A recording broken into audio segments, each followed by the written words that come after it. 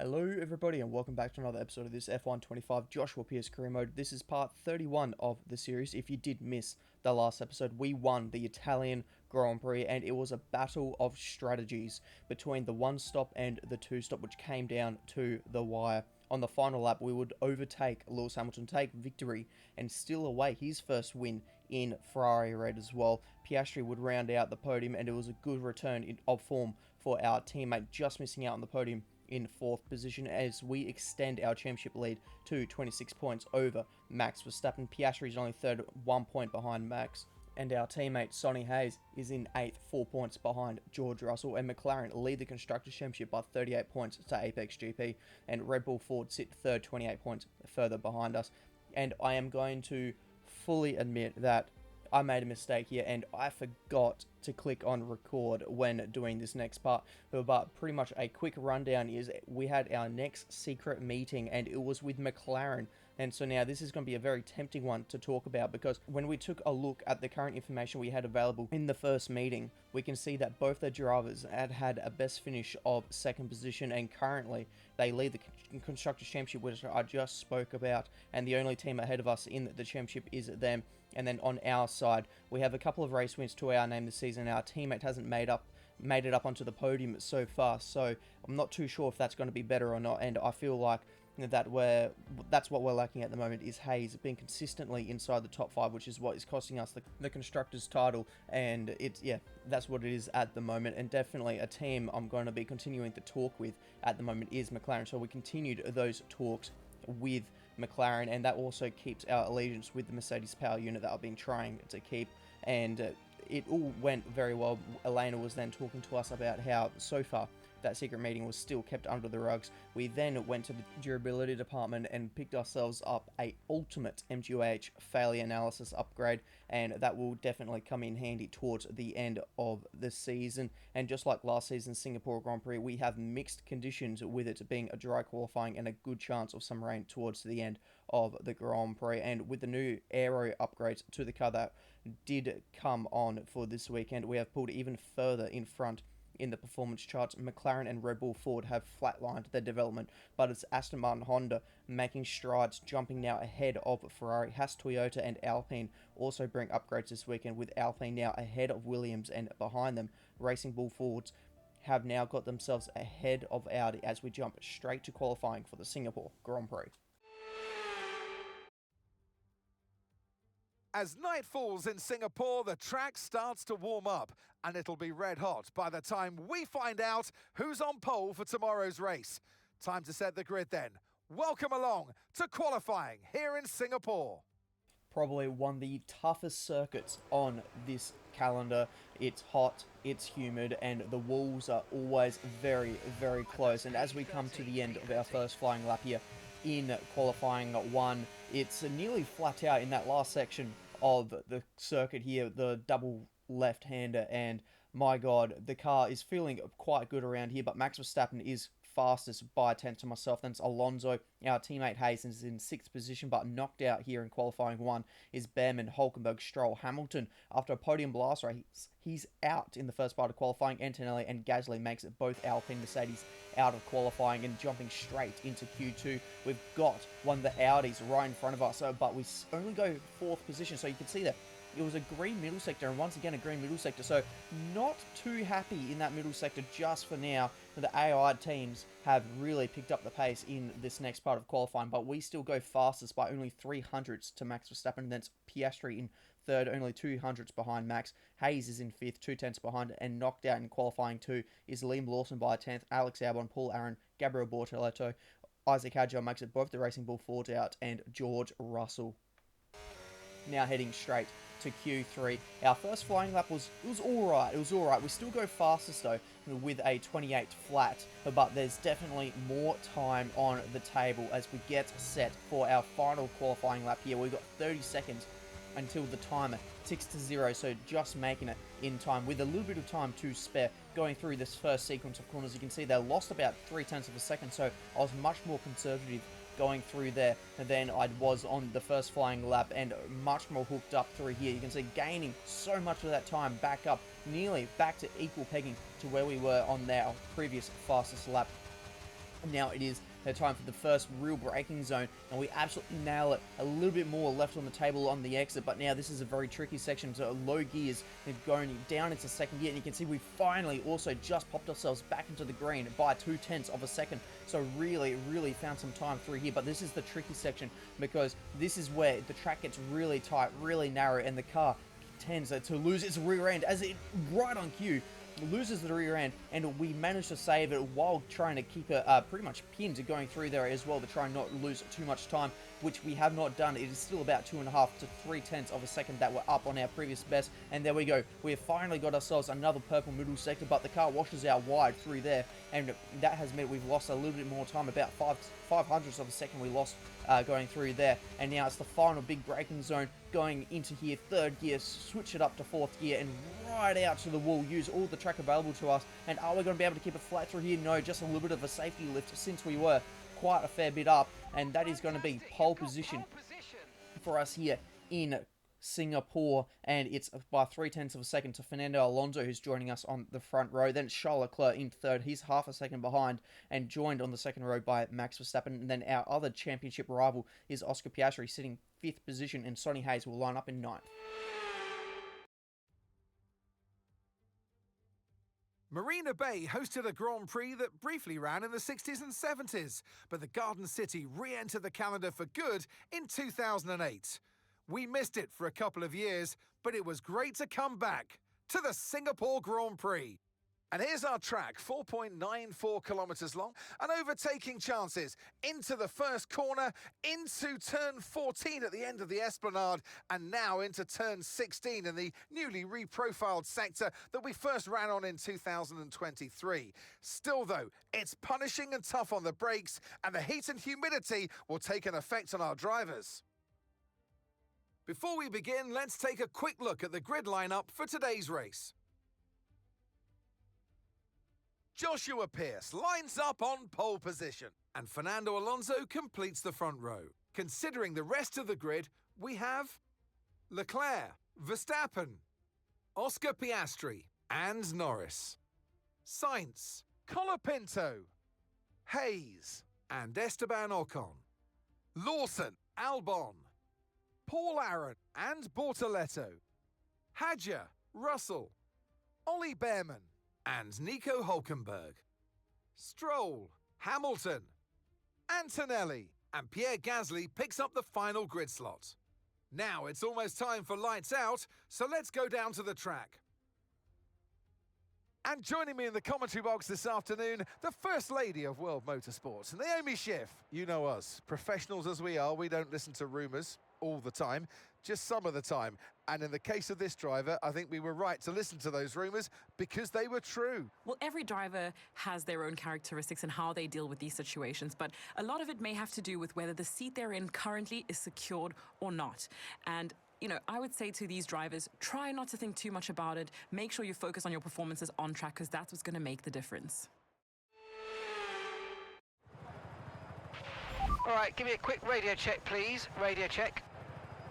Okay, here we go. I know what you can do. Don't let me down. Starting on pole position is giving us the best opportunity to try and win this race, and for today's race it will be the one stop, and I don't want to take a gamble with it trying to stay on the hards and going long to the rain. So we're just going to play it safe, starting on the mediums and going to the hards, and then if we have to box for the intermediates or the wets, then we will make the extra stop as we now get ready to go. It is red lights and we're off for the Singapore Grand Prix, and it's a beautiful start for ourselves next to zero wheel spin, and we have absolutely gapped them going through this first section of the track. It is already out to a second, our lead, and this is why. It's because Alonso and Charles Leclerc, they're going side by side through the first sector here. This is usually a corner you wouldn't want to be going side by side because you'll lose so much time, and there it is. We're now out to nearly a 2-second lead before we make it to turn 5, and that is going to be best case scenario for ourselves. Just look at the daylight that's been left between ourselves, and now Charles Leclerc makes it up into second position. Fernando Alonso slots into third. Behind him, though, it's the two Red Bull Fords trying to make positions. It's a Verstappen on Piastri and Colapinto on Carlos Sainz. The Williams did really well to get himself all the way up inside the top 10, and now finds himself battling one of the Red Bulls. But it's going to be both Red Bulls actually missing out and trying to get those positions. They'll slot in, and it's going to be Carlos Sainz in a bit of a Red Bull sandwich as Ocon rounds out the points, but that's not going to be the case for too much longer. He tries squeezing Alex Albon, the second Williams, all the way out to the wall, but Albon is wise to it and swings it to the outside and gets the move done on Ocon and finds himself now making it both the Williams inside the points here at the start of the Singapore Grand Prix. Moving to lap 5, it is going to be Colapinto now trying to get himself back ahead of Carlos Sainz. We saw this move being attempted on the opening lap, but he wasn't able to get that one done, and back on board with ourselves. We've had an absolute dream start. It's now lap 6 of the Grand Prix. We've received our first objective, and it's to achieve a quick lap time. And yeah, you can see our lead now over 2 seconds to Charles Leclerc on the hards. So a few of the drivers starting on that hard compound tyre. So as I said, I wasn't trying to risk it and going long to the wet weather, but maybe Leclerc and Alonso, that is what they're trying to do. Starting on the hards, try and get a little bit further into the race and see if they can't stop immediately onto the intermediate or the wet compound tyres, depending how big this rain is that is expected towards the end of the race. But you can see that gap is starting to slowly come down, because those hard compound tyres are starting to come into their own. We're starting to face a little bit of tyre weight. You can see there, Mark has now given us the warning. We've got 15 minutes now until the rain is expected to arrive. So that is maybe rocking up a little bit earlier than expected. So now I am starting to think whether, if it's trying to make a one-stop here work, stay on the mediums for a little bit longer, try and extend this medium stint and try and go straight to that wet weather. And if I can do that, that will save us a ton of time. But I have to try and keep into account how powerful the undercut around here could be, especially considering it's a street circuit. You're going to run into wear a little bit quicker. So those few laps on fresh tyres could prove to be a factor here in trying to make a decision on what we want to do here. But you can see Charles Leclerc now caught up to the back of us. It's only 0.3 of a second, so he's caught us rapidly, and we now have to try and stay ahead of him. That's our next objective, keep Leclerc behind, and that will allow us to keep track position up until our pit stop. And now for the second race in a row, one of the Haas Toyotas is facing with an engine failure. This time it's for Oliver Behrman, and he finds himself now out of the Grand Prix, and he will park himself up down at turn 6, and that is his day done. And we're now down to 21 runners as now Charles Leclerc gets back by us. We had a massive amount of understeer going through there, and that allowed them to get the run on us. So we not only lose the position to Charles Leclerc, it is also Lando Norris that gets ahead of us. So we now fall down to third position, but you can see just how bad our tyre wear was. One of the rear tyres is already up above 50% wear, so no wonder we're really starting to struggle now compared to the hard tyres. And now Lando Norris, he's the first of the leaders to stop. He was on the medium compound. What is he going to go to now? It looks like, I'm trying to make it out, I think it is the hard compound tyres, so not taking any risks, maybe not thinking that rain could arrive just yet. The last update was only 15 minutes until the rain, but here is Charles Leclerc. He is now in, and he is trying to, well, I thought he was actually going to go to the end to try and get to this wet weather. It looks like that is not going to be the case. He goes on to the medium compound, so maybe they're thinking they can either get to the end on these mediums. It is going to be a bit of a shorter stint than these hard, so 100% doable, or maybe they're trying to put in an absolute rapid stint here and maybe try and see if they can't get themselves a bit of an undercut going against myself and try and extend their provisional lead that they did have over myself and Lando Norris. But this is how powerful the undercut was that I was mentioning. So Lando Norris, by boxing a lap earlier, has gapped Charles Leclerc by about 4 seconds, despite being behind this Audi of Gabriel Bortoleto, and you can see how much the tyre wear is affecting them by staying out longer. That was a massive slide coming out of turn 5, and he will now find himself under attack and overtaken by Lando Norris, who finds himself now up into second position as we fast forward a lap. Bit of an order check here now that the first pit phase has been completed. We have not yet pitted, so we're still on our original medium compound tyres from 18 laps ago at the race start, and we find ourselves leading ahead of Lando Norris and Charles Leclerc. Fernando Alonso, Oscar Piastri, Max Verstappen, Sainz, Colapinto, Albon, and Hayes rounds out the points, and Hadjar, Ocon, the two Audis, Bortoleto and Hulkenberg, Aaron, Lawson, Russell. Lewis Hamilton hasn't made any inroads yet. He's still outside the points, well down in 18th position, as we now jump back on board to ourselves, and that gap between ourselves and Lando Norris is dropping quite big. It was well and truly about 18 seconds. between myself and Lando while we're doing the auto check. That is now down to just over 16 seconds. So he's gaining a good couple of seconds a lap, and you can see our tyre wear icon is now a pretty good orange color. So that is generally the time you want to start thinking of coming in if you're still on those tires and trying to get a bit of information out of Mark of where this rain is, because we were told 5 minutes until the rain was meant to arrive, and that was when everyone else started doing their pit cycle. It's now been a good 3 or 4 laps since that pit cycle, and we still haven't seen any rain whatsoever. So I'm now starting to question, is this rain actually going to start coming, and have we now shot ourselves in the foot for this weather, and we can now find ourselves further down the order? But there it is, there's rain, it's coming down our visor, the rain has finally arrived, and so we wait a lap until it starts getting a little bit heavier, and you can see we've now switched it to intermediates on our MFD, and we have come into the lane, and this will be our one and only pit stop. I'm really hoping that it's not going to dry out. This rain will stay, because this is now going to be a very, very big game, because we're going to be falling quite far down the order. The rest of the field, after now they've been into the lane, they have now, the entire field, got themselves an undercut on ourselves. So we're definitely losing a lot of time. We're now behind the Red Bull of Max Verstappen. We'll probably lose here to Carlos Sainz as well. Colapinto, though, he's also come into the lane, so I wonder if he's trying to go onto the inters as well. And so does our teammate Hayes, as we get a big ton of understeer leaving the pit lane, so we get a warning for crossing the line, but we come out next to Alex Albon, and look at the traction that we're getting on him as well. Yes, we are using a little bit of battery, but that was mainly due to just pure grip going onto the intermediates there, compared to those hard compound tires that Albon is still on. And look at that, it is already 0.6 of a second that we've managed to gap him by. So is this going to be the right tyre for us to be on? At the moment, it definitely feels like it, but we still have to try and gauge about where our braking points are, how much grip, and what we just need to know and figure out how much we can push on these tyres. It's the first time all weekend that we've used the intermediates. It's the first time all weekend that I've driven in the wet around here. Now, to the end of lap 21, your race leader, Lando Norris, pulls into the lane, and is it time now for the AI to start coming in for the intermediate tyres there? You can see the rain is falling. The track doesn't look visibly wet just yet, definitely off the circuit on the painted stuff. You can see the water hitting the track, so definitely wet on the paint, but is the actual track surface yet wet enough for the intermediates? I've been finding a fantastic pace compared to the dry tyre runners so far.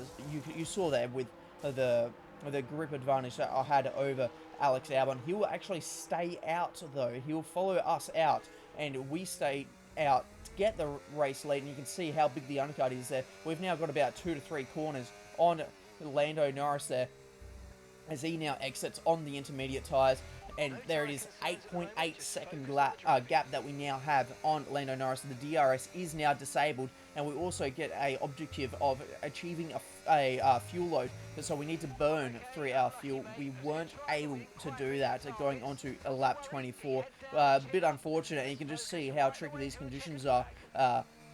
Running wide at turn 1, no real advantage gained there, because I even had to drop it back an extra gear just to try and make sure that we get it stopped without fully going off the circuit. As Alonso gets the rear end out sideways, everyone is still on the intermediate tyres there, but you can see it is now starting to get a little bit dry, because we've jumped to lap 29 now, so 5 laps further, and the DRS has now been activated, so Alonso taking advantage of that to make a move there on Charles Leclerc to get himself up into the podium. But we're going to win the Singapore Grand Prix. What a race, what a race. Well, it's victory, and what a victory for Joshua Pearce. Wow, 4 wins in a row. I mean, I do say wow, but I'm not that surprised, because it is the 4th one in a row. Maybe this is getting a little too predictable. Come on, competitors, step it up. From lights out to the checkered flag, this is what they're racing for. It's points and a trip to the podium. I really had myself scared for a moment that I had maybe overcommitted to an out-of-sequence strategy to try and capitalize on the weather, and just when I thought it had backfired miserably, it worked a charm and managed to just hold off Lando Norris. He started to gain us at a rate of knots towards the end there. The margin of victory is only about 3 seconds in the end, so yeah, he was really coming for this race win. And Alonso also on takes his first podium of the season as well in third position, and we'll take a look at the rest of the top 10. So it was Charles Leclerc, Oscar Piastri, Carlos Sainz, Alex Albon, Max Verstappen, Isaac Hadjar, and our teammate Sonny Hayes in the end gets the final points position, and Oliver Behrman was the only non-finisher. We extend our Drivers' Championship lead to 39 points over Lando Norris. Oscar Piastri moves into third, 3 points behind his teammate, and Sonny Hayes drops to ninth, 3 points behind George Russell, and McLaren extend their championship lead to 40 points ahead of ourselves. Apex GP and Red Bull Ford sit in third, a further 50 points behind us. And for the driver ratings, everything gained some points for an overall driver rating level of level 90, and after that victory, our driver recognition has now bumped up to 60%, which unlocks the third secret R&D upgrade. And for the next episode, we have another secret meeting with McLaren. It will be our second one ahead of the United States Grand Prix in Austin, Texas. And so if you did enjoy that one, please make sure to like and subscribe, and I'll see you in the next episode.